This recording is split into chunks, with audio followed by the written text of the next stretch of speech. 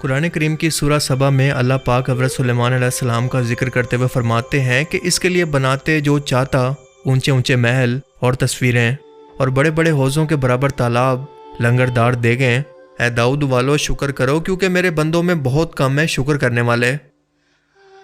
اس آیت مبارکہ سے ہمیں پتہ چلتا ہے کہ اللہ نے اپنے پیغمبر حضرت سلیمان علیہ السلام کو ایسے معجزات عطا کیے تھے جو کہ ان کے علاوہ کسی پیغمبر کو قیامت تک نہیں ملیں گے۔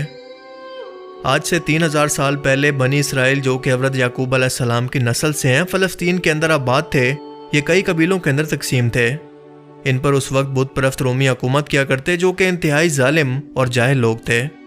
بنی اسرائیل کے پاس نہ کوئی حکومت تھی، نہ کوئی فوج اور نہ کوئی سربراہ یا بادشاہ جس کے نیچے یہ سب لوگ اکٹھے ہو کر ان سے جنگ کرتے۔ پھر اللہ نے پہلی بار اپنا ایک پیغمبر داؤد علیہ السلام کی صورت میں بنی اسرائیل کے درمیان میں بھیجا جو کہ ان کے پہلے بادشاہ بنے۔ جب فلسطینیوں سے جنگ کے دوران ایک بہت بڑے جائنٹ یعنی بہت بڑے سائز کے فوجی سے داؤد علیہ السلام کا سامنا ہوا۔ داؤد علیہ السلام اس وقت کوئی فوجی نہیں تھے بلکہ صرف اپنی بھیڑیں چرایا کرتے تھے، لیکن جب قبیلے کے لوگوں نے یہ اعلان کیا کہ جو بھی شخص اس بڑے جائنٹ سے یعنی جنگجو قسم کے فلسطینی شخص سے لڑائی کرے گا اور اسے جنگ کے اندر مات دے گا اسے ہم اگلا بادشاہ چن لیں گے، کیونکہ یہ شخص سامنے آ کر بار بار بنی اسرائیل کو تانے دے رہا تھا کہ کیا تم میں کوئی ایک مرد بھی نہیں جو میرا مقابلہ کر سکے۔ لہٰذا داؤد علیہ السلام نے صرف ایک پتھر کے وار سے اس شخص کو جس کا نام جالوت تھا اسے موت کی نیند سلا دیا، اور بالکل شرط کے مطابق بنی اسرائیل نے اپنا پہلا بادشاہ داؤد علیہ السلام کو چن لیا جو کہ پیغمبر بھی تھے، اور اس کے بعد ان کے بیٹے سلیمان علیہ السلام بادشاہ بنے جنہیں اللہ نے بے شمار معجزات عطا کیے تھے۔ مثال کے طور پر اللہ نے ہوائیں ان کے کنٹرول میں کر دی تھی جو کہ انہیں اڑا کر کچھ ہی منٹوں کے اندر وہاں پر لے جاتی جہاں ایک گھوڑے کو بھی پہنچنے میں کئی ہفتے یا مہینے لگ جاتے، کیونکہ سلیمان علیہ السلام نے اللہ سے یہ دعا مانگی تھی کہ اے اللہ مجھے ایسی سلطنت عطا کر جو کہ قیامت تک کسی اور کو نہ ملے، اور اللہ نے ان کی یہ دعا ایسے قبول کی کہ پوری دنیا پر جہاں پر بھی انسان موجود تھے اور انسانوں کے علاوہ جنات، جانوروں، پرندوں، کیڑے مکوڑوں سبھی پر ان کی حکومت تھی۔ پوری دنیا پر صرف ایک حکومت تھی اور وہ تھی سلیمان علیہ السلام کی۔ وہ جانوروں اور کیڑے مکوڑوں کی بات سمجھ کر ان سے باتیں کیا کرتے، اور جنات جنہیں آدم علیہ السلام کی زمین پر آمد سے پہلے قید کر دیا گیا تھا انہیں سلیمان علیہ السلام کے دور کے اندر ایک بار پھر سے آزاد کر کے ان کی قوم میں آزمائش کے طور پر بھیجا گیا، لیکن اللہ نے بعد میں سلیمان علیہ السلام کی دعا پر انہی جنات کو سلیمان علیہ السلام کے تابع کر دیا جو ان کے لیے طرح طرح کی تعمیرات کرتے، کیونکہ سلیمان علیہ السلام کو تعمیرات کے ساتھ ساتھ ہیرے جواہرات کا بھی بہت شوق تھا، اور یہ جنات سمندر کی تہہ میں غوطہ لگا کر وہاں سے ملنے والے ہیرے جواہرات کو سلیمان علیہ السلام کی خدمت میں پیش کیا کرتے۔ آج بھی ہیکل سلیمانی سمیت ملنے والی بہت ساری تعمیرات کو دیکھ کر کوئی شخص بتا سکتا ہے کہ یہ جنات کے علاوہ کوئی نہیں بنا سکتا، کیونکہ اس دور کے اندر ایسی کوئی ٹیکنالوجی موجود ہی نہیں تھی، نہ کوئی مشینری ایسی تھی جو کہ ایسی تعمیرات کر سکے۔ اس کے علاوہ یہ جنات سمندر کی تہہ سے موتی اور ہیرے لا کر سلیمان علیہ السلام کو پیش کرتے جو کہ ان کے تخت کے اندر اور سر پر موجود تاج کے اندر لگے ہوئے تھے۔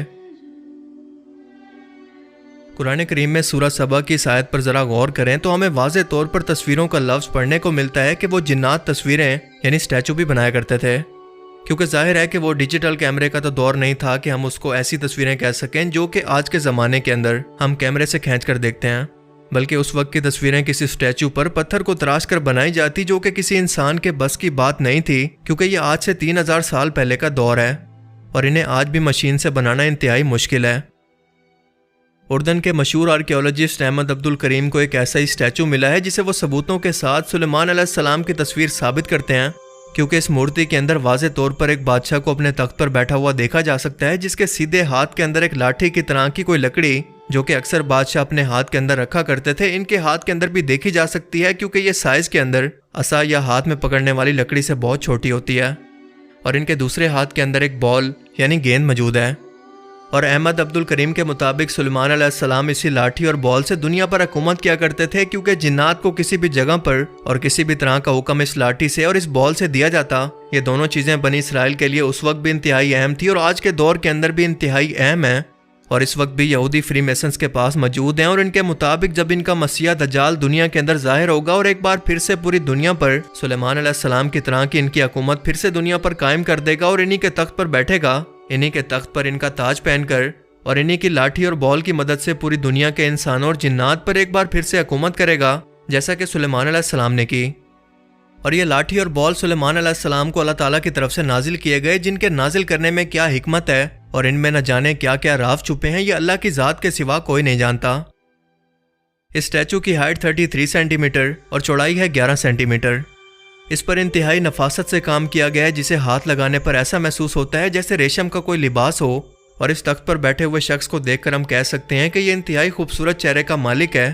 اس کے سر پر ہیرے جواہرات سے بنا ہوا ایک بہت بڑا تاج موجود ہے، جو کہ سلیمان علیہ السلام کی طرف اشارہ کرتا ہے، کیونکہ جنات انہی کے حکم پر سمندروں کی تہہ سے ان کے لیے موتی نکال کر لایا کرتے، جو کہ ان کے تخت کے اندر اور تاج کے اندر بھی دیکھے جا سکتے ہیں۔ انہوں نے انتہائی نفیس ریشم جیسا لباس پہنا ہوا ہے، جو کہ بالکل آج کے توپ جیسا دکھتا ہے، جیسا کہ عرب کے لوگ پہنتے ہیں، کیونکہ اس لباس کے بل واضح طور پر دیکھے جا سکتے ہیں، اور اس طرح کے بل کسی کھردرے یا سخت کپڑے پر بالکل نہیں بنتے، بلکہ ریشم کی طرح نرم و ملائم کپڑے پر بنتے ہیں، جو ثابت کرتا ہے کہ یہ انتہائی ریشم جیسا بادشاہوں کا لباس ہے۔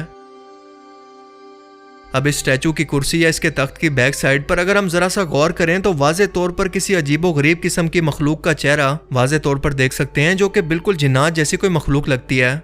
پر سوال پیدا ہوتا ہے کہ یہ آخر کیا چیز ہے اور اس کا سلیمان علیہ السلام سے آخر کیا تعلق ہے؟ دراصل اس کا جواب بھی ہمیں قرآن کریم سے ہی ملتا ہے، کیونکہ قرآن کریم کی سورہ 7 کی آیت 34 کے اندر اللہ پاک فرماتا ہے، اور اس طرح ہم نے آزمائش میں ڈالا سلیمان کو، اور اس کے تخت پر ہم نے ایک جسم کو ڈال دیا، پھر اس نے رجوع کیا۔ دراصل یہ آیت مبارکہ ایک واقعے کی طرف اشارہ کرتی ہے، جب سلیمان علیہ السلام نے غصے میں کسی بات پر اپنے سپہ سالاروں سے یہ کہہ دیا کہ یہ مت سمجھو کہ میری حکومت صرف تمہاری وجہ سے ہی قائم ہے۔ شاید اس وقت سلیمان علیہ السلام کے سپہ سالاروں کو یہ غرور اور تکبر ہونے لگا تھا کہ سلیمان علیہ السلام کی حکومت ہمارے بغیر تو کچھ بھی نہیں ہے، لہٰذا آپ نے ان سے غصے میں فرمایا تھا کہ میں اپنی تمام بیویوں کے پاس جاؤں گا، اور ان سے بے تحاشا جو اولاد پیدا ہوگی وہ بڑی ہو کر میری طاقت اور میری مددگار بنے گی۔ مگر اس دوران وہ انشاءاللہ کہنا بھول گئے، یعنی اگر اللہ نے چاہا تو۔ لہٰذا اس کی سزا اللہ نے آپ کو یہ دی کہ آپ کی صرف ایک بیوی سے صرف ایک اولاد پیدا ہوئی، اور وہ بھی جب بچہ پیدا ہوا تو وہ انتہائی عجیب و غریب قسم کی صورت کا مالک تھا، جسے دایا نے لا کر آپ کے تخت پر رکھ دیا۔ اور اس کے بعد سلیمان علیہ السلام کو اپنی غلطی کا احساس ہوا، اور انہوں نے شرمندہ ہو کر اللہ سے معافی مانگی۔ دراصل اسی بچے کی تصویر کو علامتی طور پر اسٹیچو کی بیک سائڈ پر نیچے کی طرف بنایا گیا ہے، جو اسی بچے کی طرف اشارہ کر رہی ہے۔ اسی مجسمے کی بیک سائڈ پر سلیمان علیہ السلام کی ایک اور تصویر کو دیکھا جا سکتا ہے کہ وہ ایک لوہے کے ہیلمٹ کے اندر، جسے جنگوں کے اندر پہنتے ہیں، اور لوہے سے بنا ڈیزائن والا جنگی لباس پہنے ہوئے کھڑے ہیں، جس کے اندر ہم واضح طور پر دیکھ سکتے ہیں کہ خاص قسم کے خوبصورت پیٹرن اس میں بنے ہوئے ہیں، جو طاقت اور حکومت کی طرف اشارہ کرتا ہے، کیونکہ اسی پیٹرن کے نیچے 2 انسانی ٹانگیں بھی موجود ہیں۔ یہ مجسمہ سلیمان علیہ السلام کے کہنے پر ہی جنات نے تیار کیا تھا، جس کا مطلب کہ اس میں دکھائے گئے اس بال اور لاٹھی کا موجود ہونا بنا کسی مقصد کے نہیں ہو سکتا، جس کا تعلق اینڈ ٹائمز یعنی آخری زمانے سے بھی جڑا ہوا ہے، کیونکہ یہودی فری میسنز ایک بار پھر سے اسے دجال کو پیش کر کے گریٹر اسرائیل کو تعمیر کرنا چاہتے ہیں، جس کی حکومت پوری دنیا پر اور تمام مخلوقات پر ہوگی۔ لیکن یہ دونوں تابوت سکینہ کی طرح اور سلیمان علیہ السلام کی انگوٹھی کی طرح آج بھی دنیا کی نظروں سے غائب ہیں۔ ان کا مقصد اور ان کا راز کیا ہے، ان کے پیچھے کیا مصلحت ہے، یہ اللہ کے سوا کوئی نہیں جانتا۔ لیکن آپ اس بارے میں کیا سوچتے ہیں؟ اپنی قیمتی رائے کا اظہار کمنٹ سیکشن میں ضرور کریں۔